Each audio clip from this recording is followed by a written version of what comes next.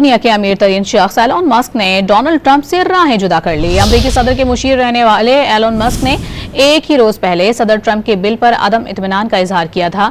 अपने बयान में एलोन मस्क ने कहा कि हुकूमत के खुसूसी मुलाजिम की हैसियत से उनका वक्त खत्म हो गया।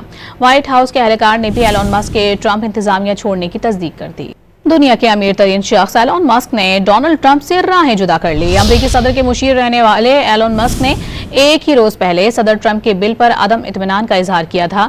अपने बयान में एलोन मस्क ने कहा कि हुकूमत के खुसूसी मुलाजिम की हैसियत से उनका वक्त खत्म हो गया।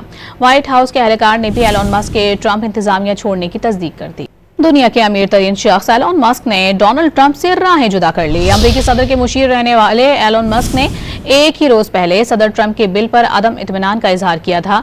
अपने बयान में एलोन मस्क ने कहा कि हुकूमत के खुसूसी मुलाजिम की हैसियत से उनका वक्त खत्म हो गया। व्हाइट हाउस के एहलकार ने भी एलोन मस्क के ट्रंप इंतजामिया छोड़ने की तस्दीक कर दी।